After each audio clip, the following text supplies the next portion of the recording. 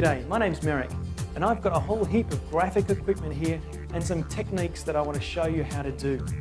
You see, this video is all about getting your ideas out of your head and down onto the page. And I think if you can have a crack at some of these simple techniques, that you're going to find that you're even more creative.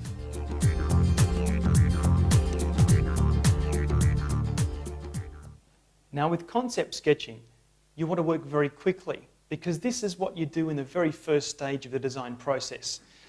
You've got a few ideas. Some of them are good, some of them are bad, but you have no idea until you get them down onto paper. So let's work quickly. And for this, we're going to use a black felt tip fine liner. It's a 0.4 millimeters thick, and I'm going to use also a 0.6 millimeter felt tip pen, along with some coloured pencils and a grey marker. Have a look over here. I want to show you some concept sketches that have already been done, just to give you a bit of an indication of what goes on. It's A4 paper or A3 size paper. Now, if you look at the fine liner work here, you can see it's very rough, very sketchy indeed. In fact, there seems to be a sense that any of these lines could be correct or incorrect. All of these lines have been drawn very quickly with a fine liner. So let's start with some concept sketching. Take my fine liner out, but the first thing I want to show you is that it's important to use this correctly. There's a couple of different kinds of lines you can draw with a fine liner. Firstly, there is a very long straight line, and that's called a construction line. These lines barely exist. They are just there to show us what this object could look like. We never rub out construction lines because they're in fine liner, but they are just there to indicate sort of the overall shape. They may be incorrect. The other kind of line we might draw is a firming in line. You can see it's also quite straight, but it's a little slower. And this will indicate the lines, the construction lines that we want to keep. So with just this simple skill of using our fine liner to create two different kinds of line, let's do some concept sketching. And the challenge I've given myself is to design a CD case. One of those small CD cases that might fit about 24 CDs, but I wanted to have a hard cover. Now speed is what's important here. I'm going to use really long lines to start off with, and I'm just going to start by drawing a box in 3D. A lot of things can be started out as a box in 3D. And now I'm going over the construction lines I want to keep with firming in lines. And so let's just keep filling up this page with more ideas.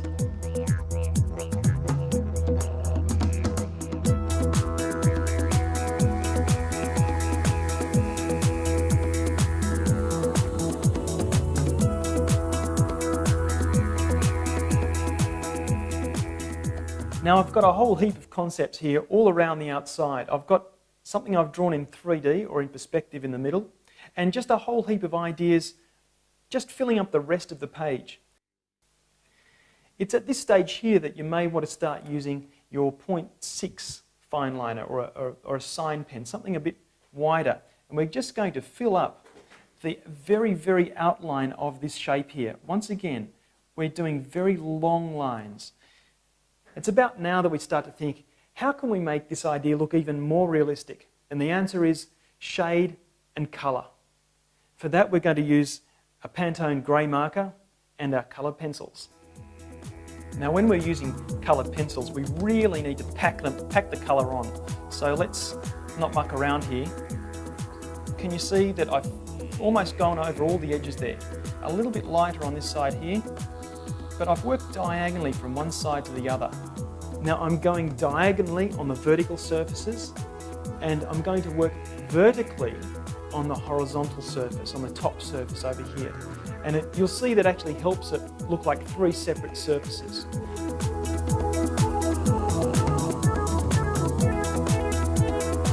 Now this is where the magic happens. Take out your grey marker. This is a neutral colour, NC4, or you could use one that's even a little lighter, like an NC2. We're going to smooth out the colouring in that we've just done.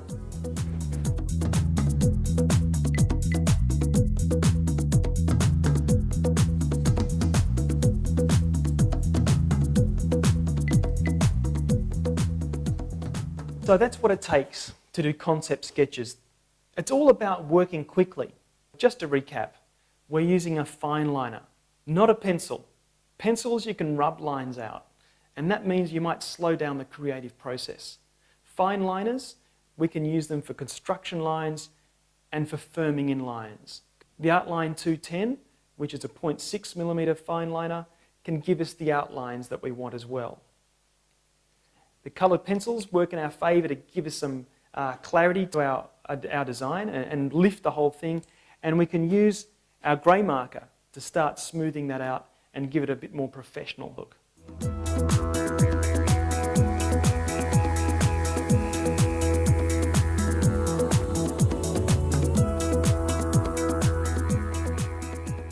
So why do people draw? We should have a pretty good answer to that. Well, I think there's two answers. Firstly, it's about coming up with better ideas. See, with concept sketching, we're able to put our ideas on the page and evaluate them and add to them, eventually coming up with something that we probably wouldn't have thought of if we weren't able to draw. Secondly, drawing is there to help us explain our good ideas to the rest of the world, to communicate.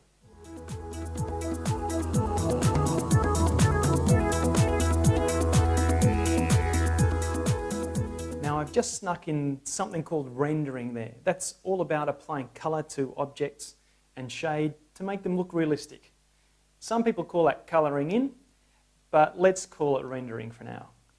If we can understand the way light bounces off an object, we can use that to our advantage so that we can make objects look realistic. Let's apply some shade, some tonal variation to show how these shapes would behave in light, in a lit environment. We would have the lightest area in the middle, and the darkest areas would be towards the outside, and they would in fact be fading away. The cube here would have three different surfaces, therefore three different light values. One of those vertical surfaces will be the darkest. The next one might be a little lighter. And remember, the top surface we're going to have vertical reflections. Horizontal surfaces, if they are at all reflective, they've got vertical reflections. So let's put in, and let's just see what the sphere looks like as well. So let's just put in some vertical slashes like this.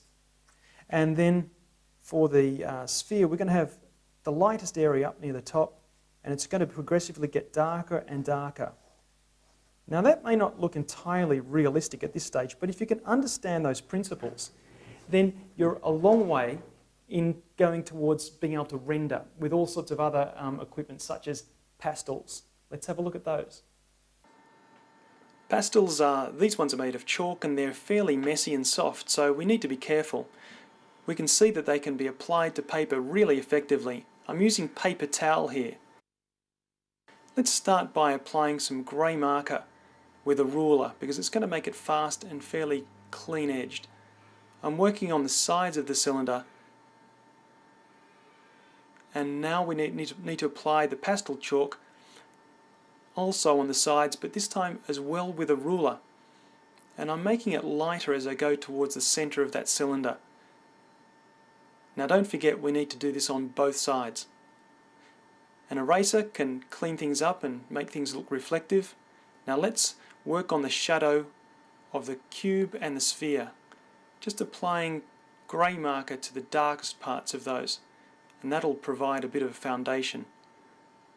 And now when I apply pastel chalk to vertical surfaces, remember to go diagonally. This will help them look like they're different surfaces. And I'm applying the most chalk to the darkest vertical surface. A few streaks to make it look reflective.